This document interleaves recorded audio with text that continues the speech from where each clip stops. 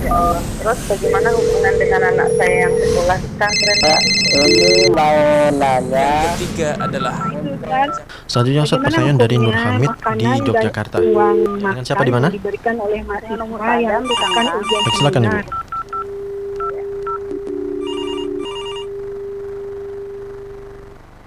Bismillahirrahmanirrahim. Alhamdulillah wassalatu wassalamu ala Rasulillah wa ala alihi wa sahbihi wa mawala wa la haula wa la quwata illa billah. Assalamualaikum warahmatullahi wabarakatuh. Pendengar dan pemirsa Fatwa TV rahimakumullah dimanapun Anda berada. Alhamdulillah kita panjatkan puji syukur kehadirat Allah Subhanahu wa taala. Di kesempatan yang berbahagia ini kita kembali dipertemukan oleh Allah Subhanahu wa taala dalam program live interaktif mengenal akhlak Rasulullah sallallahu alaihi wasallam bersama guru kita Al-Ustadz Dr. Sufyan Baswedan M. Hafizahullah taala, yang mana beliau merupakan ketua sekaligus anggota Dewan Fatwa Perhimpunan Al-Irsyad. Insya Allah selama kurang lebih 1 jam ke depan akan kita ikuti bersama program live interaktif mengenal akhlak Rasulullah sallallahu alaihi wasallam. Dan alhamdulillah sudah bergabung bersama kami di kesempatan kali ini pemateri kita Al-Ustadz Dr. Sufyan Baswedan Hafizahullah taala. Kita sapa terlebih dulu. Assalamualaikum Ustadz. Waalaikumsalam warahmatullahi wabarakatuh. Ahlan wa sahlan. Bagaimana kabarnya Ustadz?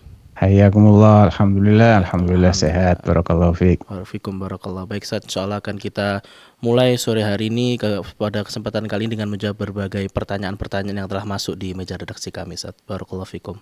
Allah barik fiik. Pemirsa rahimakumullah dimanapun Anda berada, tafadhol bagi Anda yang ingin bertanya nanti dapat bertanya secara langsung di WhatsApp call 0821 706087 untuk WhatsApp call selama kurang lebih 1 jam ke depan. Tafadhol Anda yang ingin bertanya seputar akhlak Rasulullah sallallahu alaihi wasallam.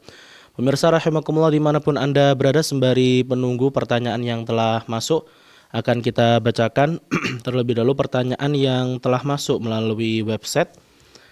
Assalamualaikum Ustadz, Ana mau tanya, anak seorang akhwat sedang kuliah di bidang kesehatan. Ada suatu mata kuliah harus menyingkap bagian tangan dan kaki saat praktek akupuntur. Sedangkan dosennya seorang laki-laki. Bagaimana menyikapi hal tersebut Ustadz? Tafadhol. Ya, bismillah, alhamdulillah, wassalatu wassalamu ala Rasulillah wa ala alihi wa sahbihi wa man walah, amma ba'd. Jadi yang bertanya di sini sepertinya mahasiswa atau mahasiswi kedokteran gitu ya. Nah, Ustaz. Dan dia dalam salah satu mata kuliah harus menyingkap tangan ataupun kakinya. Nah, Ustaz. Dan yang akan melakukan terapi akupunktur itu, atau mungkin ada dosen, baik dosennya langsung yang mengerjakan atau dia hanya mengawasi. Tapi intinya di sini akan tersingkap sebagian dari auratnya. Yang anak tangkap sih seperti itu ya. Nah, bagaimana hukumnya? Kalau menurut jumhurul ulama dari madhab Syafi'i, Maliki dan Hambali, itu tidak diperbolehkan. Ya, tidak diperbolehkan kecuali dalam kondisi darurat.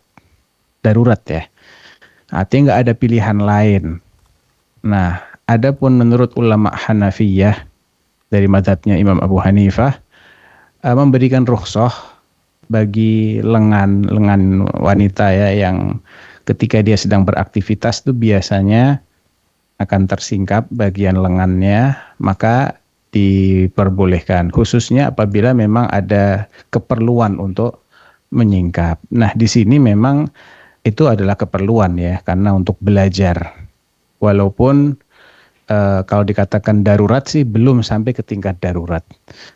Karena darurat itu akan menimbulkan kerugian pada jiwa seseorang ataupun pada harta seseorang dalam kadar yang besar, sehingga kalau tidak dia kerjakan, dia akan mendapatkan kerugian yang besar tadi pada hartanya atau pada jiwanya. Sehingga kasus ini sih belum sampai ke tingkat darurat. Namun bisa dikategorikan sebagai hajah atau keperluan. Jadi kalau memang ada dugaan kuat, manakala si wanita ini tidak melakukan hal itu, dia akan dianggap tidak lulus dalam mata kuliah itu, maka sebatas, ini catatan penting sekali ya catatannya ya, sebatas bagian yang memang harus dibuka, dia mudah-mudahan mendapatkan rukhsah di situ, mendapatkan keringanan. Tapi ingat, sebatas bagian yang harus dibuka. Misalnya, yang akan diakupunktur pada pergelangan sini, yang biasa ada jam tangannya misal ya, saya kan tidak tahu. Tapi misalnya bagian sini, ya sudah, jangan disingkap sampai ke siku. Karena nggak ada keperluan dia untuk menampakkan, selebihnya nggak ada keperluan. Jadi tetap berlaku hukum asal. Nah, tapi kalau yang diperlukan adalah bagian tengah-tengah, ya sudah, sampai di bagian yang diperlukan saja. Ya, yang lainnya ditutup. Begitu. Wallahu a'lam. Taib, jazakumullah khairan katsiran atas jawaban yang telah Ustadz berikan, yang pada intinya bahwa diperbolehkan ya apabila itu memang benar-benar dibutuhkan dan sebatas yang dibutuhkan saja ketika membuka aurat tersebut. Baik, jazakumullah khairan Ustadz atas jawabannya. Pemirsa rahimakumullah dimanapun Anda berada, sekali lagi kami mengundang Anda semuanya untuk bergabung di kesempatan kali ini dalam program live interaktif mengenal akhlak Rasulullah SAW bersama Al-Ustadz Dr. Sufyan Baswedan Hafizahullah Ta'ala. Beliau merupakan ketua sekaligus anggota Dewan Fatwa Perhimpunan Al-Irsyad. Tafadhol Anda dapat bergabung di kesempatan kali ini 0821 706087 untuk WhatsApp call. Dan sembari menunggu penelpon, alhamdulillah sudah ada penelpon yang masuk dengan Bapak Rizal di Singkawang. Assalamualaikum Fatwa TV, Bapak Rizal.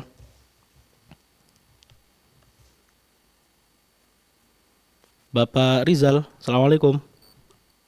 Waalaikumsalam warahmatullahi wabarakatuh. Baik, silakan Bapak, satu pertanyaannya. Assalamualaikum Ustaz.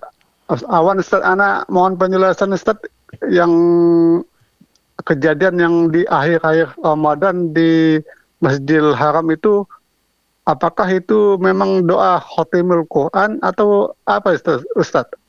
Mohon penjelasan. Sekian jazakallahu khairan. Assalamualaikum warahmatullahi wabarakatuh. Waalaikumsalam warahmatullahi wabarakatuh. Jazakallahu khairan. Bapak Rizal yang ada di Singkawang ini bertanya terkait kejadian di Masjidil Haram di akhir bulan Ramadan, ini doa apa yang dibacakan Ustaz? Tafadhol.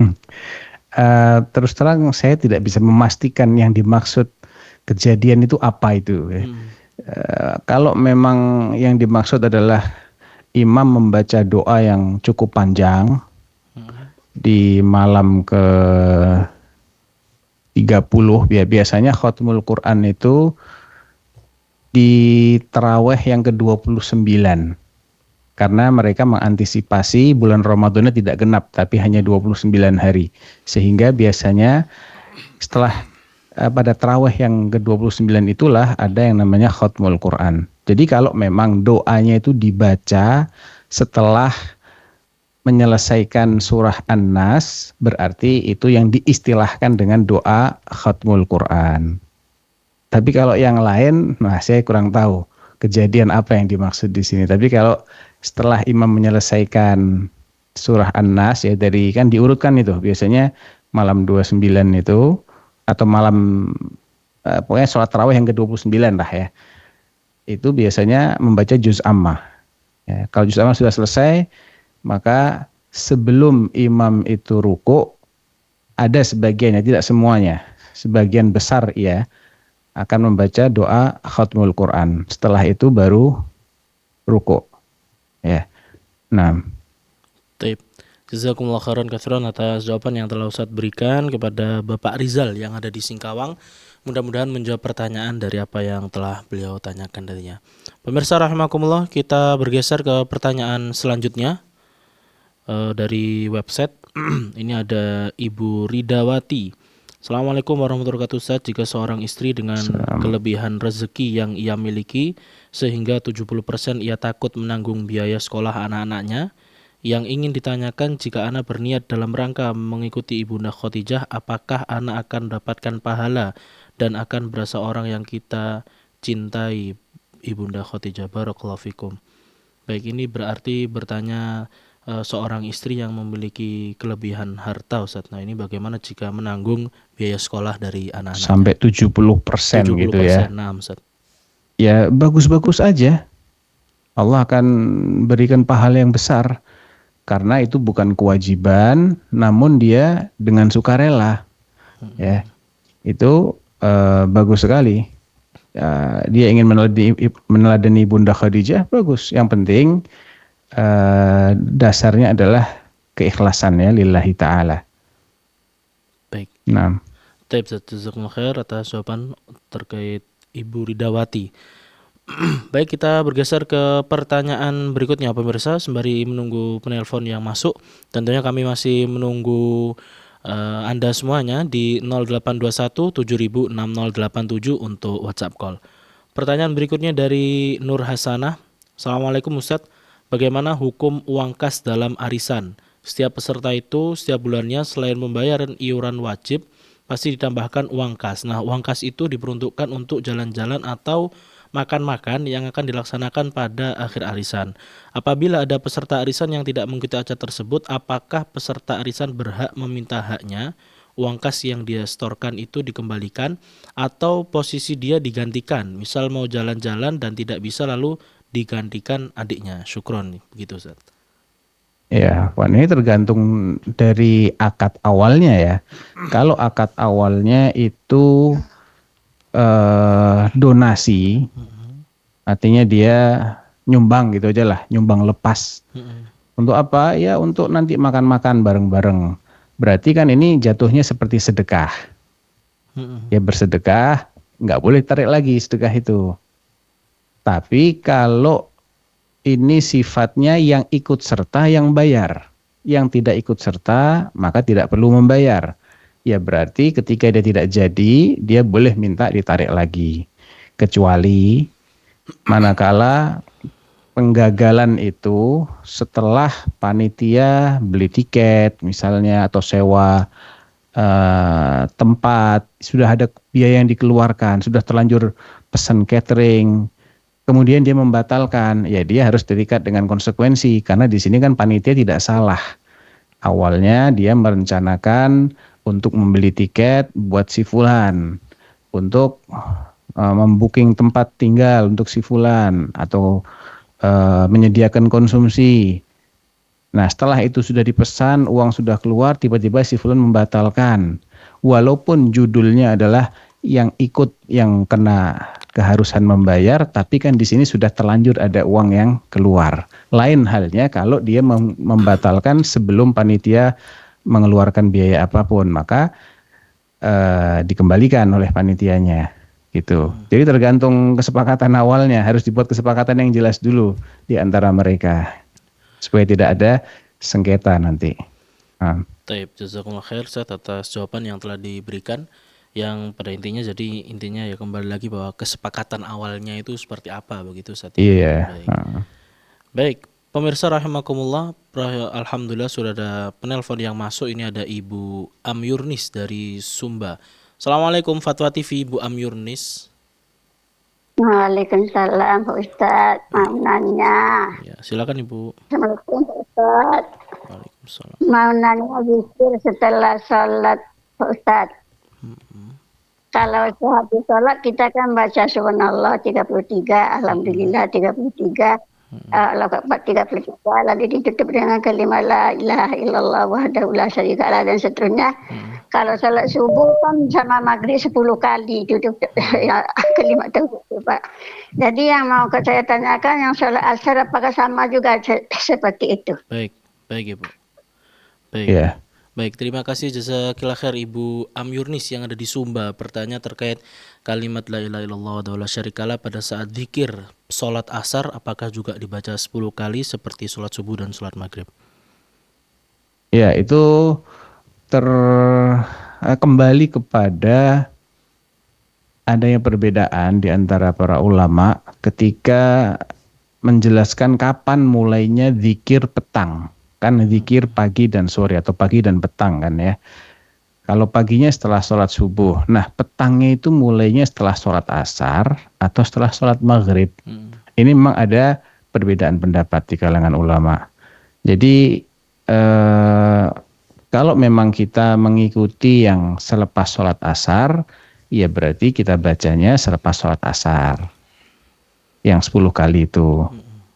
Tapi kalau kita mengikuti pendapat yang mengatakan itu selepas sholat maghrib, ya berarti kita baca selepas sholat maghrib. Yang dirojihkan oleh guru kami Syekh Shalih Al-Utsaimin hafizahullah adalah dimulainya selepas sholat maghrib. Beliau beralasan dengan beberapa riwayat yang di situ disebutkan selepas sholat maghrib, begitu. Tapi sekali lagi ini masalah yang ada perbedaan pendapat di kalangan para ulama dan kita dituntut untuk berlapang dada dalam menyikapi perbedaan ini. Ya, tidak perlu kita memperuncing khilaf ini. Ini masalah yang sederhana. Mau selepas sholat asar nggak ada masalah, atau ingin selepas sholat maghrib juga tidak ada masalah biidznillah azza wa jalla. Taib, jazakumullah khairan atas jawaban yang telah Ustaz berikan kepada Ibu Amyurnis di Sumatera Barat yang bertanya terkait zikir la ilaha illallah wa la syarikalah. Mudah-mudahan menjawab pertanyaan beliau. Baik pemirsa, kita bergeser ke penanya berikutnya. Ada Ibu Kris dari Bekasi. Assalamualaikum Fatwa TV. Assalamualaikum warahmatullahi wabarakatuh. Waalaikumsalam warahmatullahi wabarakatuh. Ya, silakan Ibu. Ustadz, saya mau menanyakan ini Ustadz, kalau kita mau tidur kan kita baca doa yang dituntunkan Rasulullah SAW. Itu terus kalau kita sudah baca zikir itu terus masih belum bisa tidur, apakah kita bisa masih baca zikir-zikir yang lainnya Ustadz? Itu aja Ustadz, mohon penjelasannya. Assalamualaikum warahmatullahi wabarakatuh. Waalaikumsalam warahmatullahi wabarakatuh. Jazakallahu Ibu Kris yang ada di Bekasi. Nah, ini bertanya terkait zikir sebelum tidur. Jika sudah selesai dibaca kemudian belum bisa tidur dan membaca zikir yang lainnya, ini apakah boleh atau tidak Ustaz? Tafadhol. Iya, barakallahu fiik. Bagus. Ya, bukan cuman boleh, bagus. Karena ada zikir yang sifatnya mutlak, ada zikir yang sifatnya muqayyad. Yang Ibu baca tadi adalah zikir yang muqayyad. Zikir yang ditentukan tempatnya, waktunya, jumlahnya, tata caranya. Ya, seperti zikir menjelang tidur, bacaannya itu, kemudian jumlahnya sekian. Ya, ketika seseorang sudah mengamalkan itu, tapi kantuk belum kunjung datang, ya dia bisa membaca zikir-zikir yang sifatnya mutlak. Kan Allah mengatakan alladzina yadhkurunallaha qiyaman wa qu'udan wa 'ala junubihim. Allah memuji orang-orang yang senantiasa berzikir, baik dalam keadaan berdiri, duduk, ataupun berbaring. Nah, Ibu sudah dalam keadaan berbaring, namun belum datang ngantuk. Ya baca ada zikir berapa? Bebas. Ya, mau tasbih, mau tahlil, mau tahmid, mau takbir, mau sholawat, mau istighfar, bebas. Nah, barakallahu fiik. Fikum barakallahu, jazakumullah khair atas jawaban yang telah Ustaz berikan ya, ini kepada Ibu Kris yang ada di Bekasi yang bertanya terkait masalah sebelum tidur. Baik, penanya berikutnya ada Bapak Hendra dari Lampung. Assalamualaikum Fatwa TV, Bapak Hendra. Waalaikumsalam. Ya, silakan Bapak. Ini mau nanya Ustaz. Ini kan saya kan seorang laki-laki. Katanya pendapat yang terkuat kan laki-laki itu kan wajib sholat di masjid berjamaah. Tapi kan saya ini ada pengaruh gimana ya, ada penyakit pencernaan itu mengakibatkan bau mulut yang kronis itu. Tapi di lain sisi kan ada hadis kalau kita bau mulut itu jangan mendekat ke orang yang sholat berjamaah.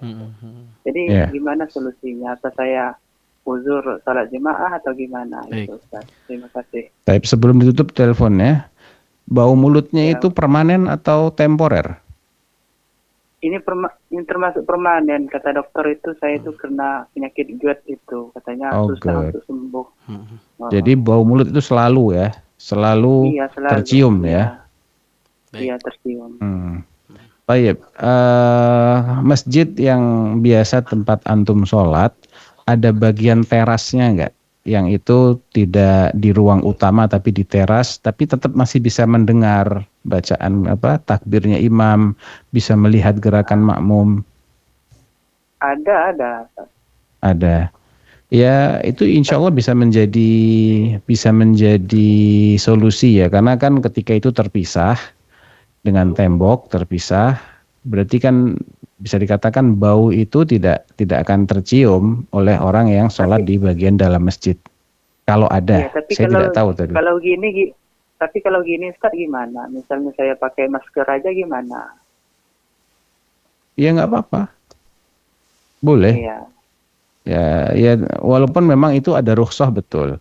Jadi adanya bau mulut, ya, baik bau mulut itu karena penyakit bawaan atau karena dia sedang terapi sehingga dia mengonsumsi bawang misalnya atau mengonsumsi sesuatu yang menimbulkan bau mulut dan dia dalam keadaan berobat, maka itu menjadi rukhsah memang untuk tidak datang ke masjid. Apabila baunya itu demikian menyengat, maka tidak boleh ke masjid.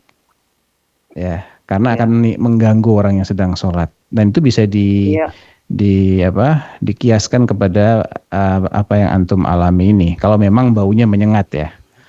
Iya, karena gini, pas saya sholat itu kan kelihatan betul jemaah yang kiri kanan saya itu kan terganggu gitu ya. Oh ya, sudah, nggak apa-apa, Bapak dapat udzur kalau begitu, insya Allah.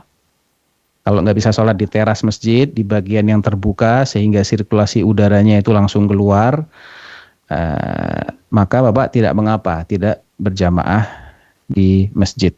Ya, nah. Ya, terima kasih, Ustaz. Baik. Barakallahu fiikum. Barakallahu jazakallahu khair Bapak Hendra yang ada di Lampung atas pertanyaan yang telah diberikan. Mudah-mudahan jawaban yang telah saya berikan tadi menjadi jawaban yang terbaik tentunya. Pemirsa, kita bergeser ke penanya berikutnya. Dari website. Ini ada Rian Fajar di Jawa Timur. Assalamualaikum, semoga Anda dan seluruh kru Fatwa TV selalu diberkahi Allah Subhanahu wa taala. Amin ya rabbal alamin. Ustadz, saya ingin bertanya tentang ganti rugi pada tindakan yang tidak disengaja. Sependek pengetahuan saya, ganti rugi ini dijatuhkan pada perkara-perkara yang bersifat kerugian material. Namun tidak saya temukan penjelasan tentang kerugian non material. Dan jika saya amati, yang saya maksud adalah contoh yang dikerjakan oleh ulama tersohor negeri ini. Kerugian non-material seperti silap lidah, keliru dalam berucap, diperbaiki dengan klarifikasi. Yang ingin saya tanyakan, apakah perbaikan dalam salah ucap itu cukup dengan klarifikasi yang apa yang sebenarnya terjadi atau bagaimana? Mohon penjelasannya, Ustaz. Terima kasih. Tafadhol, Ustaz. Ya, agak sulit untuk mengatakan cukup dengan klarifikasi ataukah tidak cukup. Kembali kepada apakah memang benar kesalahan ucap itu menimbulkan kerugian material yang memang real ya, yang nyata, ataukah tidak. Ketika itu memang benar menimbulkan kerugian material, ya perlu ada pihak yang menaksir kerugiannya di sini, pihak yang independen. Bukan dari yang menggugat, bukan dari yang tergugat, bukan. Harus pihak yang independen yang mengerti masalah itu. Misal, ada seseorang memberikan review yang jelek tentang produk orang lain. Kemudian, gara-gara review itu, orang ini mengklaim dirinya jadi rugi, pelanggan dia jadi kabur semua. Tadinya saya rame begini-begini, saya mengalami kerugian 100 juta nih dalam 1 bulan ini. Nah, ini kan dia mendakwakan dirinya mengalami kerugian. Dan kerugian itu bukan sesuatu yang kasat mata. Kalau kasat mata itu seperti misalnya seseorang mengendarai kendaraan gitu ya.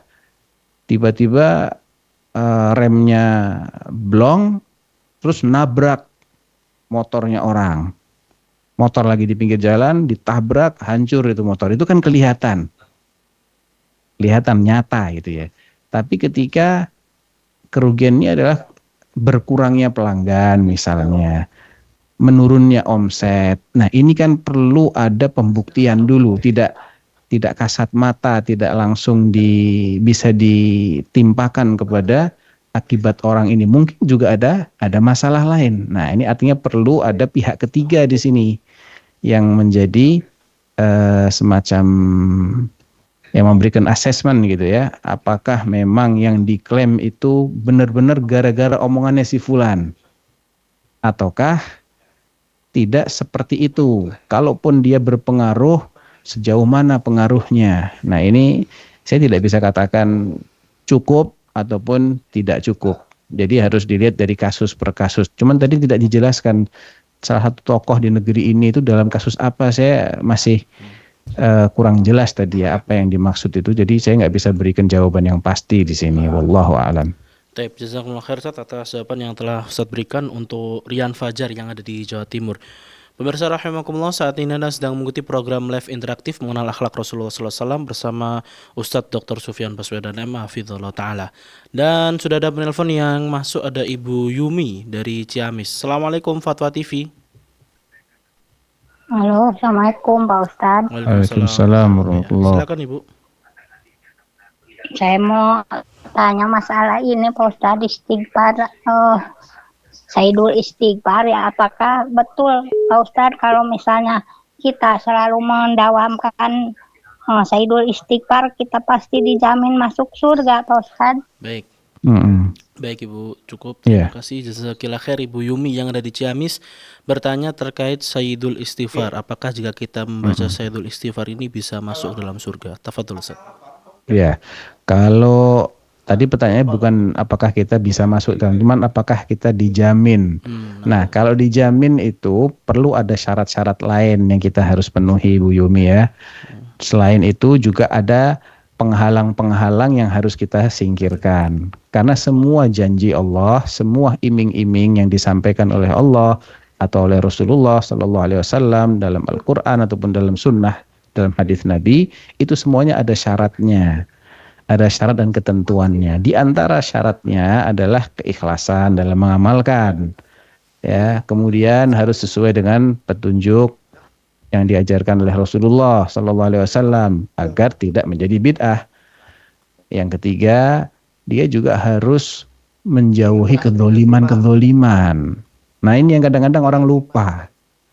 Jangankan membaca Sayyidul Istighfar, amalan yang jauh lebih penting, lebih urgent dari itu, sholat, puasa, sedekah, ya itu bisa jadi kita tidak bisa menikmati pahalanya manakala kita ini banyak zalim sama orang lain. Makanya Nabi mengatakan ada orang yang bangkrut, bangkrutnya di akhirat bukan di dunia. Jadi saya tidak katakan nggak menjamin, tapi juga tidak saya katakan itu menjamin. Itu bagian dari yang dijanjikan oleh Allah. Kalau memang ada ya hadisnya, saya tidak ingat ada hadis seperti itu ataukah tidak, saya tidak ingat. Kalau memang ada hadisnya dan hadisnya itu valid, maka kita harus ingat bahwa ini semua ada syarat dan ketentuannya. Tauhid mesti kita jaga, ya. Ibadah-ibadah yang wajib harus kita jaga juga. Karena kalau orang mengamalkan sunnah, namun dia meninggalkan yang wajib, tidak mungkin dengan mengamalkan sunnah ini dia terjamin. Karena kan membaca Sayyidul Istighfar itu paling banter hanyalah sunnah. Tapi kalau kita habis berbuat dosa, kita wajib istighfar, minta ampun. Di luar itu, hukumnya sunnah. Selepas sholat, wajibkah beristighfar? Tidak, sunnah.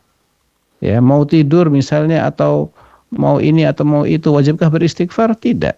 Kecuali kalau dia habis berbuat dosa, dia wajib istighfar karena itu adalah bagian dari taubat. Nah, jadi sesuatu yang hukumnya sunnah tidak akan menjamin keselamatan seseorang kecuali kalau dia sudah bereskan yang wajib.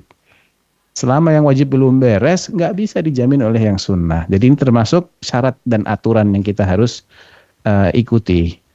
Wallahu a'lam. Nah. Taib, jazakumullah khair atas jawaban yang saya berikan. Untuk Ibu Yumi yang ada di Ciamis, mudah-mudahan menjawab pertanyaan dari beliau terkait Sayyidul Istighfar tadi. Pemirsa, selanjutnya ada Ibu Srianti yang ada di Jambi. Assalamualaikum Fatwa TV. Waalaikumsalam. Baik, silakan Ibu. Gimana Pak Ustadz? Assalamualaikum Pak Ustadz. Waalaikumsalam. Waalaikumsalam warahmatullahi wabarakatuh. Silakan Bu. Saya mau bertanya. Ini di luar tema kayaknya ya Pak Ustadz ya. Ya silakan Bu, nggak apa-apa. Boleh kan? Boleh, ya, boleh. Boleh. Kan ada anak di pondokan itu, tapi kok sampai orang tua itu sampai nggak ngerti tuh anaknya itu hamil di luar nikah gitu loh Pak. Ya, begitu saja ya Pak Ustadz ya. Terima kasih atas jawabannya. Yang ditanyakan ya, bagaimana Bu? Pertanyaannya gimana Bu? Pertanyaannya apa Bu? Oh, yang pertanyaannya yaitu gimana hukuman orang tuanya gitu loh Pak Ustadz. Hukum gitu ya. Hukum apa artinya apakah orang tuanya Ya, berdosa? artinya orang tua kedua orang tuanya gimana, istilahnya di mata Allah itu gimana itu maksudnya gitu loh Pak Ustadz gitu ya. Iya. Apa itu yang dibilang orang tua tuh dayus apa gimana ya Pak Ustadz ya? Di pondokan tuh maksudnya di penginapan gitu, Bu? Enggak, maksudnya di pesantren kan itu dimasukkan di pesantren gitu loh Pak. Oh, ada anaknya perempuannya sekolah di pesantren, tapi tiba-tiba anaknya hamil di luar nikah. Betul itu Pak Ustadz. Oke, baik. Nah, terus hukumannya kedua orang tua itu gimana itu nanti gitu? Baik. Ya. Baik Ibu Srianti, jazakillah khair. Ibu Srianti yang ada di Jambi ini bertanya terkait masalah seorang orang tua ya yang qadarullah memiliki anak sudah dimasukkan ke pesantren namun hamil di luar nikah. Nah, ini bagaimana nanti nasib kedua orang tuanya ini? Tafadhol Ustaz. Ya, pada dasarnya ketika anak itu sudah balik, ya sudah mencapai usia balik, maka dia bertanggung jawab terhadap perbuatannya sendiri. Orang tua tidak bertanggung jawab selama orang tua tidak menjadi penyebab dosa tersebut dan tidak membantu si anak untuk berbuat dosa, tidak memfasilitasi si anak untuk berbuat dosa. Dari yang tadi diceritakan, saya tidak melihat ada kesalahan yang jelas dari pihak orang tua, ya, karena sebatas yang tadi diceritakan oleh Ibu penelpon tadi, anaknya sudah ditempatkan di pesantren, dan pesantren itu bukan tempatnya orang maksiat.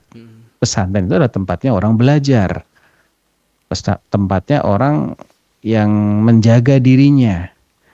Lain dengan tempat yang anak itu bisa keluyuran, bisa pacaran, atau di kampus-kampus yang itu campur baur laki perempuan, di sekolah-sekolah yang campur baur laki perempuan. Kalau itu yang dilakukan oleh orang tua dan dia juga tidak mengawasi, anak itu terlambatkah pulang sekolah, tidak diantar jemput, dibiarkan pulang dengan pacarnya, ya ini jelas tanggung jawab orang tua. Tapi yang saya pahami, dunia pesantren tidak seperti itu. Yang ada di benak saya ya ketika dengar kata-kata pesantren, ya pesantren itu harusnya dipisah, laki sendiri, perempuan sendiri. Mereka juga ada pengawasnya, ada istilahnya musyrifnya, disakan, di asrama. Ketika terjadi, ada kemungkinan oknum-oknum memang bermain di situ, ya, atau ada juga kemungkinan lain orang tua salah dalam menempatkan anaknya di pesantren. Jadi pesantren ini hanya menjadikan itu sebagai kedok, bukan dikelola oleh orang-orang yang baik. Ya, jadi ini oknum pesantren judulnya, bukan pesantren pada umumnya. Ya, kita akan mendengarkan ya, ada kiai yang mencabuli santriwatinya, masuk berita, ada itu terjadi. Tapi kan itu oknum, ya oknum. Kalau dia adalah korban dari oknum gurunya, oknum kiainya, ya orang tua tidak berdosa. Namun orang tua harus menggugat, harus minta yang bersalah ini, yang teledor ini harus mendapatkan hukuman. Kalau dia itu membiarkan setelah dia tahu anaknya dihamili di luar nikah, baru dia masuk kategori dayuth.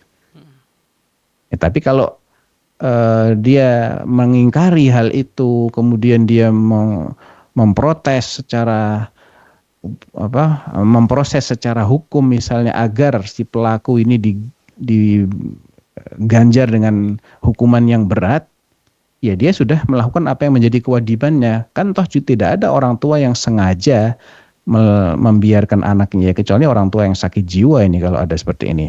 Namun yang saya pahami, itu akan berbeda hukumnya ketika orang tuanya sudah tahu kemudian dia membiarkan saja. Ya udah biar aja hamil situ, biar aja. Nah, ini baru dayuth namanya. Gitu. Taib, jazakumullah khairan Ustaz atas jawaban yang telah Ustaz berikan untuk Ibu Srianti yang ada di Jambi. Mudah-mudahan menjawab pertanyaan dari apa yang telah beliau tanyakan. Pemirsa rahimakumullah, selanjutnya ada Bapak Abdul Syukur di Lampung. Assalamualaikum Fatwa TV. Assalamualaikum, Ustaz. Waalaikumsalam warahmatullahi wabarakatuh. Baik, tafadhol Bapak. Ya, Assalamualaikum, Ustaz. Waalaikumsalam warahmatullahi wabarakatuh. Saya Silakan, ini Ismail Abdul Syukur ya, dari Lampung Utara, Ustaz ya. Di tempat saya ini baru ini ada kejadian, tapi gini saya. Istri orang itu meninggal, langsung orang keluarga itu cari taruh ya, untuk dipakai tahlilan sampai 7 hari itu turut ya. Artinya taruh itu nggak dibawa pulang lagi. Yang saya tanyakan hukumnya begini ya. Apa yang punya taruh itu dapat dosa dari bidah seperti ini, Ustaz ya. Dan yang Itu taruh, yang kedua sebentar Pak. Ya. Itu dia punya persewaan taruh atau bagaimana? Iya, ya. Dalam yang maksud saya itu yang punya persewaan taruh itu dapat dosa apa enggak iya. gitu. Iya. Udah Pak, itu pertanyaannya. Yang kedua Ada lagi? pertanyaan gini ya. Ada lagi, saya ini kan nyumbang juga ya. Yang kematian itu karena tetangga ya. Tetapi niat saya kan akan bantu keluarga korban yang tinggal kan. Apakah anaknya, apakah anaknya sama istrinya udah duluan kan. Tapi kenyataan begini, saya yang berlaku di sini kan sumbang itu dipergunakan untuk acara tahlilan itu, apakah potong kambing, ayam, segala macam lah gitu. Jadi gimana kita dapat pahala di sisi Allah, atau dapat dosa gitu. Baik. Iya. Baik. Terima kasih, Ustaz ya. Baik, Bapak Abdul Syukur, jazakumullah khair yang ada di Lampung ini bertanya bagaimana jika seorang pengusaha terop, nah ini ada job, mendapatkan job orang mau tahlilan, sewa terop, gitu ya. hajatan untuk tahlilan, nah juga kita ingin menyumbang untuk membantu, tapi ternyata mungkin digunakan untuk tahlilan, nah ini bagaimana Ustaz? Ya, terkait dengan yang menyewakan terop, dia tidak berdosa asalkan ada syaratnya nih ya. Asalkan niat dia menyewakan di sini adalah untuk mencari rezeki halal saja. Karena kan sewa menyewa itu sesuatu yang halal hukumnya. Dan terop itu sesuatu yang memiliki manfaat yang mubah. Benar, dia bisa disalahgunakan. Semua bisa disalahgunakan. Ya, orang punya SPBU pun bisa disalahgunakan. Ada orang beli, dimasukin dalam botol, dipakai untuk bakar-bakar, itu namanya penyalahgunaan. Tapi pada dasarnya BBM itu manfaatnya boleh, mubah. Terop juga manfaatnya mubah untuk menaungi agar tidak kepanasan, tidak kehujanan. Selama niatnya dia adalah saya menyewakan sesuatu yang mubah, saya tidak ada maksud untuk mendukung acara-acara yang saya meyakininya sebagai bid'ah. Walaupun yang nyewa tidak meyakini sebagai bid'ah ya, tapi yang menyewakan di sini meyakini itu acara bid'ah. Cuman maksud saya menyewakan bukan untuk mendukung acara. Saya hanya ingin bermuamalah secara halal saja. Sewa menyewa secara halal, maka tidak mengapa, tidak berdosa di sini. Demikian juga Bapak yang nyumbang, kalau niatnya untuk meringankan, maka Bapak mendapatkan pahala dari niat Bapak. Dalilnya apa? Dalilnya hadis sahih yang sangat terkenal. Nabi menceritakan ada seseorang yang bertekad untuk sedekah. Maka dia keluar membawa sekeping uang dirhamnya.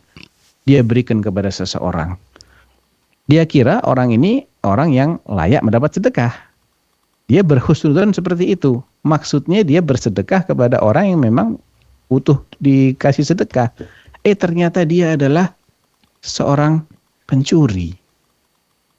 Orang pun berbicara kasak kusuk. Tadi malam ada pencuri dikasih sedekah.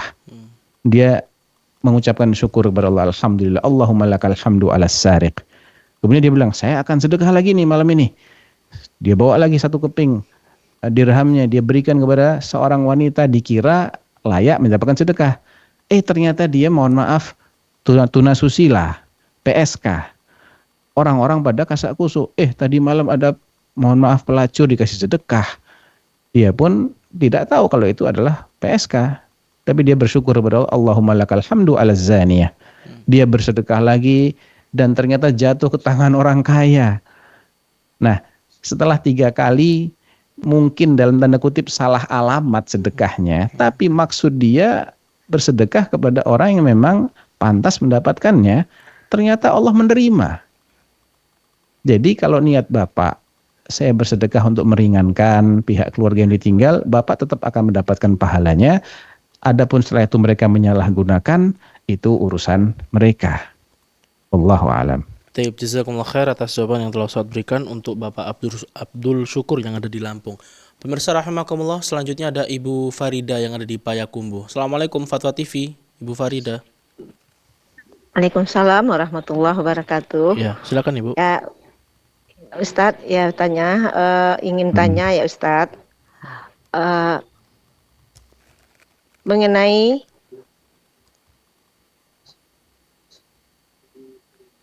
Iya Bu, Iya. mengenai apa?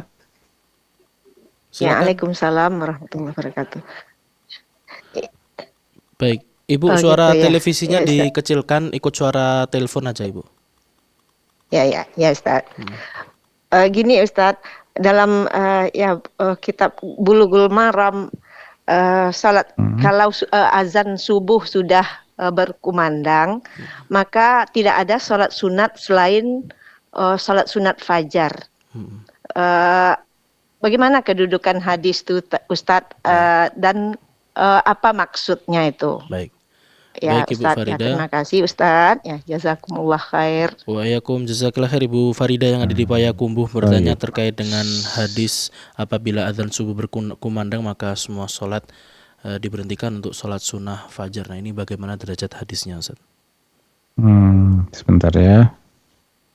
Saya mesti cek dulu soalnya tidak ada redaksi dalam bahasa Arabnya, jadi saya perlu cek dulu.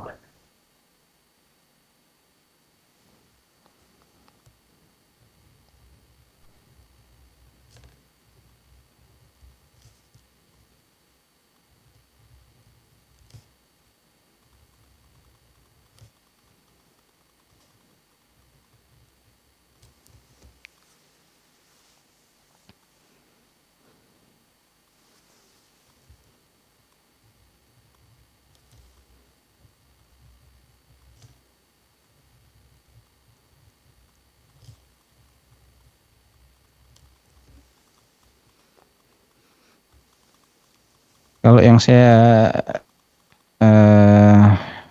hafal ya,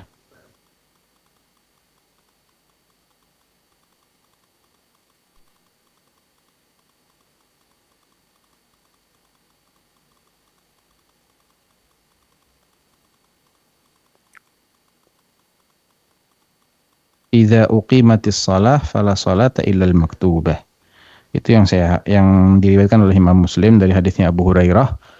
Apabila iqamatus shalah sudah berkumandang, maka tidak ada salat kecuali salat yang fardu. Namun tadi redaksinya adzan ya. Nah, Ustaz. Adzannya adzan fajar lagi ya. Nah, Ustaz.